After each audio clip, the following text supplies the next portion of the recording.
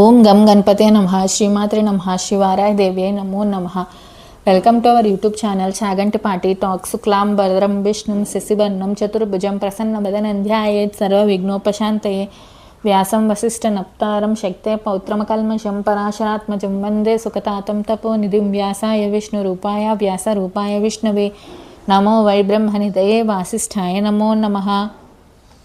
మాఘపురాణం 19వ రోజు పారాయణం 19వ అధ్యాయము. మునుల వాగ్వాదము. గృత్సమద మహర్షి జహ్నుమునితో ఇట్లు పలికెను. ఓయి వినుము, గోమతీ నది తీరమున పవిత్రమైన నైమిసారణ్యము కలదు. అచట బహువిధములైన లతావృక్షం గుల్మములు ఎన్నియో ఉన్నవి. అచట ఉత్తములైన తపోధనులు ఎందరో నివసించుచుండెరి. తమకు నచ్చిన తపమును యాగమును చేసుకొని చుండెరి. జ్ఞానము వైరాగ్యము ఇంద్రియ నిగ్రహము కలిగి సర్వోత్తములైన వారిలో పరస్పరము నేనెక్కువగా అంటే నేనెక్కువను వివాదం కలిగను. భృగు మహర్షి, నేను తపోనిష్ఠుడను, యోగీశ్వరుడు, నన్ను మించిన వారెవరున్నారు అనెను. గౌతముడు, నేను అందరికంటే పెద్దవాడను, బ్రహ్మకల్పం పూర్తియగు వరకు తపం చేసిన వాడను, నేను గొప్పవాడినని పలికెను. లోమశుడను మహాముని, నాకు సమానుడు లేడు, నేను మునులకే గురువునని ప్రకటించను. గార్గ్యుడను ముని సభలో నిలబడి వేదశాస్త్రాదులన్నీయూ నాకు వచ్చును, కావున నేనే ఉత్తముడనెను. మాండవ్యుడని నేను కర్మలను ఏమారకుండా యథాకాలంగా చేదును, సత్కర్మలు ఆచరింతును అని అన్ని శాస్త్రములు చదివిన వాడును, నాకంటే ఉత్తముడెవడూ లేడని గర్జించను. శంతనుడను ముని, నేను యోగాభ్యాసం చేయవాడును, ఆత్మజ్ఞానిని, ఏకాగ్రత కలవాడను, నన్ను మించిన వాడెవడూ లేడని పలికెను. పౌలస్తుడను ముని లేచి, నేను వేదములు శాస్త్రములు అన్నినీ నేర్చిన వాడను, పెద్దలను కూడా నన్నే గౌరవింతురు, కావున నేనే అధికుడనెను. శౌనకుడును, ఆత్మవేత్తల్లో నేను మొదటివాడును, నాకంటే పూజ్యులెవరూ లేరనెను. ఆ మునివరులు తమ గొప్పదనమును బిగ్గరగా ఎవరికి వారే చెప్పుకొనిరి. కొందరు కోపమును పట్టుజాలక భృగు మహర్షి వద్దకు వచ్చి వాని జడలను లాగి పిడికిళ్ళు బిగించి కొట్టిరి. ఒకరినొకరు దూషించుకొనుచు కొట్టుకొనుచు వారి దండములను ఛత్రమును లాగుకొనుచు కోలాహలమున పెంచిరి. ఇట్లు వారు పరస్పరం వివాదపడుచుండగా ప్రియుడైన నారదుడు వచ్చి కలహించుకున్న వారిని చూసి మరింత ఉద్రేకపరచును. వైకుంఠమును చేరి శ్రీహరికి ఈ విషయం విన్నవించెను. శ్రీహరియు, నారద, ఆ మునులు జ్ఞానులైనను నా మాయకు లోబడి కలహించుకొంచున్నారు.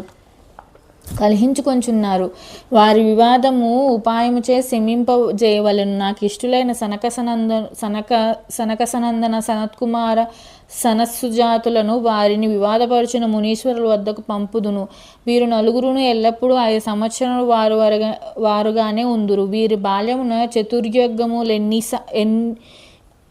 ఎన్నియో మార్లు గడిచినవి. వీరితో పాటు వృద్ధుడు బుద్ధిశాలియగు మార్కండేయుని కూడా పంపుదును. అతడు సప్తమహాకల్పములు జీవించువాడు. మునులకు మార్కండేయునకు వివాదం జరుగును. నారద, నీవును అటకు పోయి చూడుము అని వానిని పంపెను. మార్కండేయ మహర్షి వివాదపడుచున్న మునుల వద్దకు వచ్చెను. కొత్తగా వచ్చిన మార్కండేయ మహర్షిని చూసి వివాదపడుచున్న మునులు వివాదం ఆపి అస్పష్టములైన మాటలతో వానికి గౌరవమును చూపిరి. మార్కండేయుడును వారందరినీ కుశల ప్రశ్నాధికములతో శాంతపరచెను. ఇట్లు కొంతకాలం గడిచిన తరువాత బ్రహ్మజ్ఞానులు భగవద్గానాలసులగు సనకసనందాది మునులు నలుగురును అచ్చటకు శ్రీహరిని కీర్తించుచూ వచ్చిరి. మార్కండేయ మహర్షియు వారిని చూచి ఎదురు వెళ్ళి నమస్కరించి పాద్యములచే పూజించెను. వారి పాదములు కడిగి నీటిని తన తలపై జల్లుకొనెను. ఇట్లు తమకు పాదాభివందనం చేసి గౌరవించుచున్న మార్కండేయుని చూసి సనకాది మునులు ఆశ్చర్యపడి ఇట్లనిరి. మార్కండేయ మునీంద్ర, నీవు వయోవృద్ధుడవు, మునులలో ఉత్తముడవు. కల్పములు నీ ఆయుష్కాలము. కృత త్రేత ద్వాపర కలియుగములును 4 మహాయుగములగును. ఇట్టి మహాయుగములు 1000 గడిచిన బ్రహ్మకు ఒక పగలు రాత్రియు. అట్లే 1000 మహాయుగములు పరిమాణము గలది. ఇట్టి 360 దినములు బ్రహ్మకు ఒక సంవత్సరం. ఇట్టి 100 సంవత్సరముల బ్రహ్మకు ఆయుష్కాలము. దీనిని మహాకల్పమునని అందురు. ఇట్టి మహాకల్పములు మార్కండేయ మహర్షికి ఆయుష్కాలము. ఇటు నీవు బాలురమైన మాకు నమస్కరించి పాదోదకము నీ తలపై చల్లుకున్నావేమి? వృద్ధుల బారులకు ఎదురు వెళ్ళి నమస్కరించుట చేరాదని శృతివాక్యం ఉన్నది కదా, మేము 5 ఏళ్ల వారమే కదా అని పలికిరి. ఇట్లు సనకాదులు పలికిన మాటలు విని మార్కండేయ మహర్షి ఇట్లనెను. భగవద్జ్ఞానులారా, ఒక్క దినము కూడా ఒక దినము గడుచుచుండగా ప్రాణుల ఆయుర్దాయం కుండ నుండి స్రవించు నీరు వలె త్రగిపోచున్నది. 21 కల్పములు జీవించినను మృత్యువు తప్పదు. ఇది ఇంద సత్యము లేదు. ఎక్కువ వయసు ఉండుట వలన ప్రయోజనమేమి? వేదశాస్త్రములు చదువుట చేత లాభమేమి? యోగమును పాటించుటచే ఉపయోగమేమి? తపము చేత కర్మానుష్టము చేత ప్రయోజనమేమి? జ్ఞానహీనుడు చిరంజీవి అయినచో వచ్చిన ప్రయోజనమేమి? నిరర్ధకముగా కాలము గడుచుటచే దుష్టుల జీవనం గడిచిపోచున్నది. జ్ఞానమును సంపాదించువాడే ఎక్కువ, వ్యర్థముగా అజ్ఞానియే ఎక్కువ కాలం గడిపిన వాని గొప్పదనం ఏమున్నది? వినాశకాలము దాపరించినప్పుడు ప్రాణిలోకం భయము నొంది తాను చేసిన కర్మఫలమును అనుభవించి మరలా జన్మించును. నిత్యము కాని దేహముతో విష్ణు కథా ప్రసంగము చేయువాని బతుకు సార్థకమైనది. మహాత్ములైన సనకసనందన సనత్కుమార సనత్జాతులారా, మీరు నిరంతరము విష్ణు కథా ప్రసంగమును చేయువారు. నిత్యము ఆయనను తలచి నమస్కరింతురు. శ్రీహరి ఎల్లప్పుడూ నీ హృదయ పద్మములు యందే ఉండును. మేము క్షణకాలమైనను విష్ణువును స్మరింపము, శ్రీహరి ప్రసంగములు కూడా చేయము. విష్ణు కథ మానినవాడంత వృద్ధుడైనను బాలుడైనను, విష్ణు కథను వినుడు వాడంత బాలుడైనను వృద్ధుడే. నిరంతరం హరికథా ప్రసంగం చేయు మీరు బాలురైనా వృద్ధులే. హరికథా ప్రసంగం లేని వారంత వృద్ధులైనరు బాలురే. కావున మాకంటే మీరే గొప్పవారని మార్కండేయ మహర్షి సమాధానం ఇచ్చను. మార్కండేయుని మాటలు విన్న సనకాది మహర్షులు శ్రీహరిని కీర్తింపసాగిరి. వారి మాటలను విచున్న మునులు తమలో తాము ఎక్కువ తక్కువ అనుకొనుట మూర్ఖత్వమని గమనించుకొని సిగ్గుపడిరి.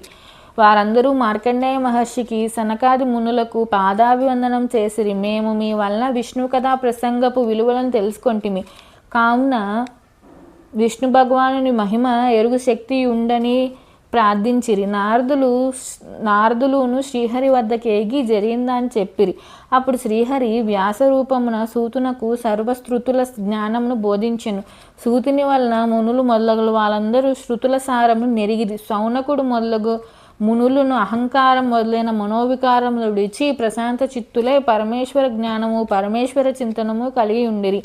హరకేయూరాది భూషణములు తమ తమ విభిన్న రూపాలందిన కరిగిపోయిన తుదకు తమ మూలధాతువైన సువర్ణముగా అయినట్లుగా ప్రాణులను తమ తమ కర్మ విశేషమును అనుసరించి వివిధ రూపములు పొంది తుదకు పరమాత్మ భావమునే చేరురు. వేదాంగములను సర్వశాస్త్రములను అభ్యసించి పరమాత్మ మహత్యం నెరిగి పరమాత్మ చింతనము చేసి భగవద్ అనుగ్రహమును పొందుటే జ్ఞానముకు ఫలితము. మాఘమాసాది వ్రతములు భగవచ్చింతనను నిరంతరంగా అలవాటు చేసి జీవులను తరింపజేయును.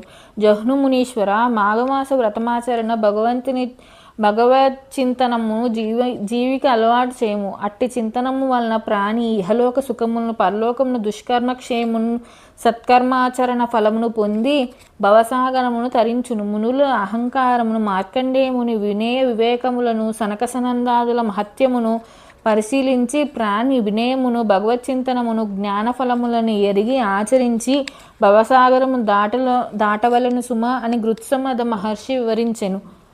19వ రోజు పారాయణం సంపూర్ణము. ఓం నమో నారాయణాయ. Please subscribe our channel. Thank you.